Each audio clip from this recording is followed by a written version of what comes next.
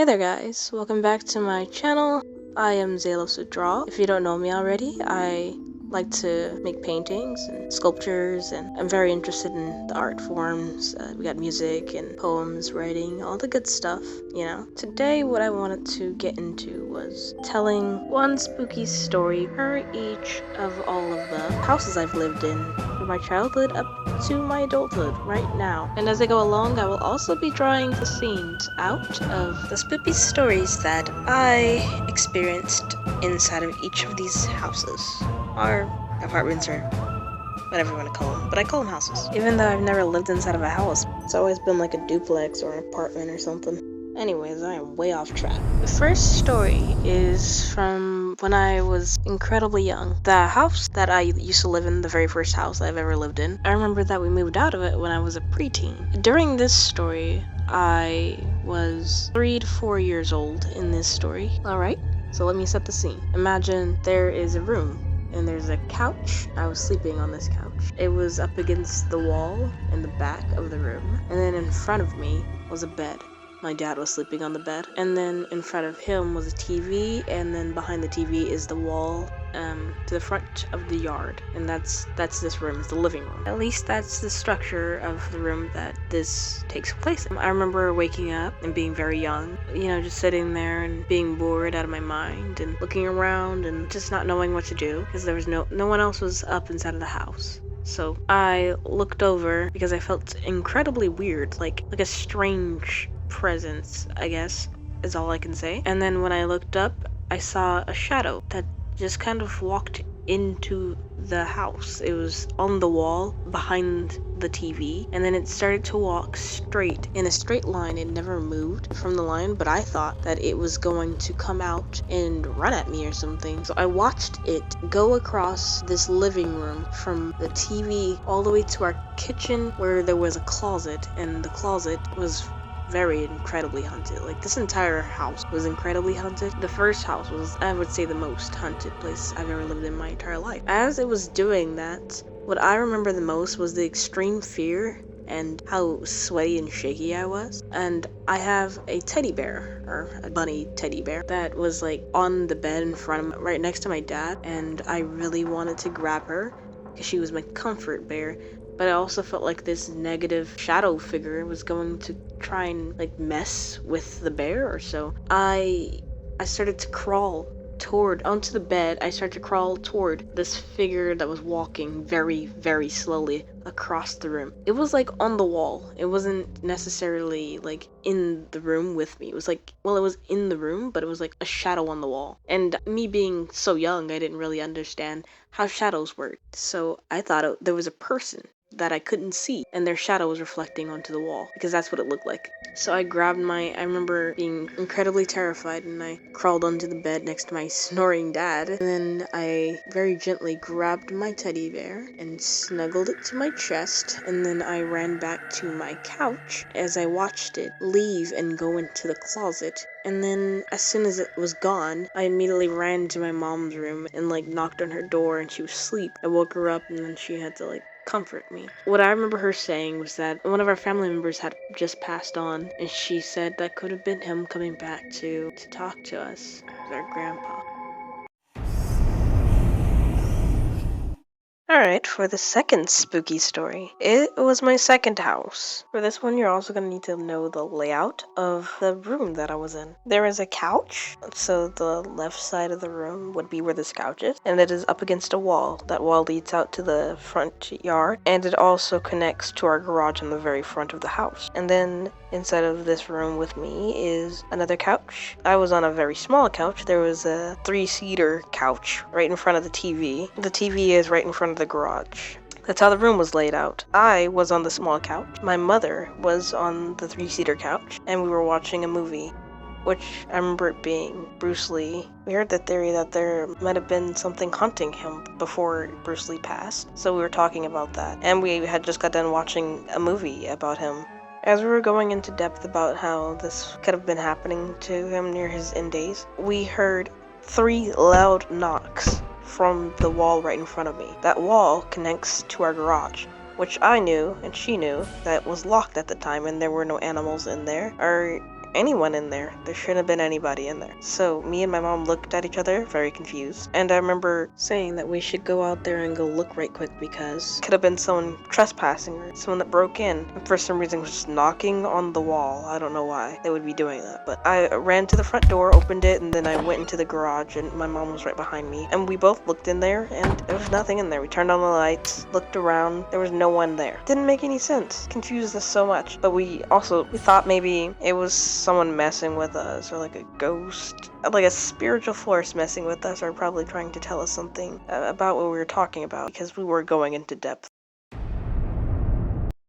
If you're still here, I encourage you to turn on the bell notification. Alright, the third story. This one was a little weird. It was me and my sister early in the morning getting ready for high school. I couldn't have been no less younger than 15 to 16 years old. Alright, so the scene for this place is it was dark early in the morning, like 5 a.m. in the morning. My sister and I would do what I would like to call the shower wars, where we'd see who gets the shower first. It'd be me or my sister. So she ran in there. And I didn't know that she was in there, but I still needed to get something out of there. She hadn't started taking a shower yet. She was just getting it ready and warm. The way that this place is laid out, as soon as you walk into the house, there is a long hallway, and then there's 2 bedrooms to your left, and then you see the 2 doors to them, and there's a closet right there in between. And then down the hallway, there is a bedroom right in front of you, and then there is a bathroom to your left. But as soon as you walk into the house and you see the hallway, you look to the right, there is a kitchen, which wraps around into the living room. And you can also see the wrap around from the kitchen through the hallway. So the bathroom, when you were standing in the bathroom and you're looking out, you can see the cupboards that are in the kitchen. That is where I saw something. When I was right in front of the bathroom, I looked over to the cupboard where the kitchen wraparound was, and I saw a little girl looking back at me. She looked like she was around 10 years old, dark hair, just like kind of over her shoulders, really long, and she was wearing like all black, like a black dress, black shoes, and her face looked really pale, and her eyes were super dark, and she was staring at me, and I was staring at her. And then I realized what I was staring at, because I had just woken up about 30 minutes earlier, plus my brain was like really lagging because it was already dark. So just staring at the person or thing or spirit, not knowing what to do, I like slowly backed toward the bathroom, opened it from behind me, and then walked into the bathroom. And welcome to the 4th story. Now this one's really weird since I still experience these spirits. I'm not sure exactly what they are. This layout is exactly as the place was before the 3rd story. It's exactly like that because we moved into a place literally in the same neighborhood, so the same layout. It's the hallway, and then there's the wraparound kitchen. But all you need to know about right now is that there's the bathroom, which is in the hallway, and you can see the long hallway from the bathroom. When you look in the mirror, I was brushing my teeth. I couldn't have been no older than 18 to 20 years old, I think. And I was brushing my teeth. It was night. Everybody was in their rooms and probably asleep because it was really late at night. I think it was around 3 a.m. And I was just up and bored and needed to clean my mouth because I was tired. I just wanted to get it over with because I usually brush my teeth twice a day. So before I went to sleep, I wanted to brush my teeth. And for some reason this day, I turned on the lights in the bathroom, but everywhere else the lights were off. And so the entire living room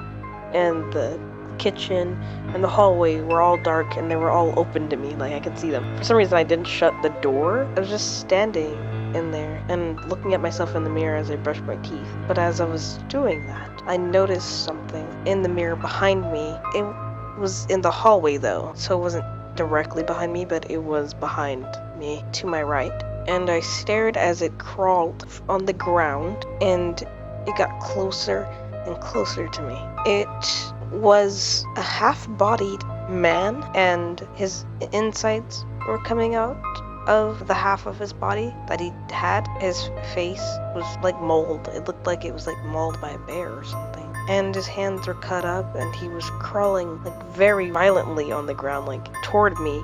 He had like dark pieces of hair because there wasn't really much hair there. It was mostly just like gone. And I can see his skin at points, so that's how I knew that this figure was a human, but there was no noise. So that's the thing that freaked me out the most, was that there wasn't any noise, as it just silently crawled violently on the ground toward me, and I only could see it in the mirror. But it happened so quickly.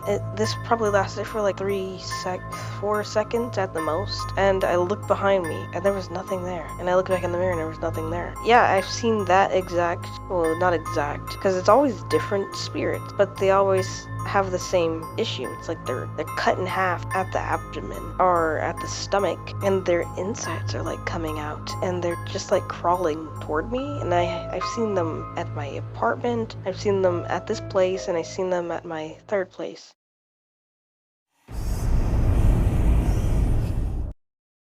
Alright, and this is our very last story. This one happened when I was 20 years old, just last year. It happened at my apartment, and this is my 5th house, so 5th story. Once again, it was late night out, and there was no roommates here with me at the apartment. Everybody was gone, and it was probably on a break or a summer break, I think. Everybody was back at their actual homes, but I was just here chilling. I turned off all the lights inside the entire apartment, and I made sure the front door was locked, and I made sure my door was locked. I was the only person in the entire apartment. That's all I know. I know that for sure. I've been at the apartment at the time for like 2 weeks just by myself chilling. I was watching something inside of my room. The room was dark, so the way the room is laid out is there's a bed, and there's another bed next to me, and then there's a bathroom behind me, and there's my door to my right, and that is the door that leads out to where everything else is, like the kitchen and the living room. So I was chilling in my room on my bed, and I was watching something on my phone, and right as I was about to get up to go to the bathroom, and I had just paused the video that I was watching. It was probably around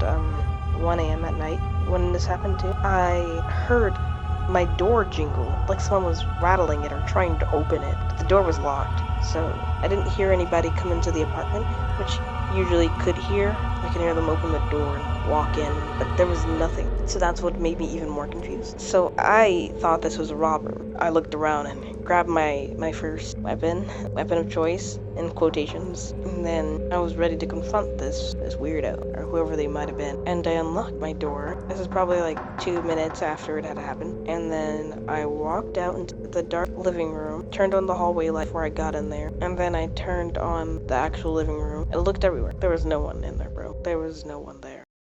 Anyways, thank you so much for watching, for supporting, for being interested in any of these weird stories. If you liked this video, you might like my other one. Leave a like, comment, subscribe.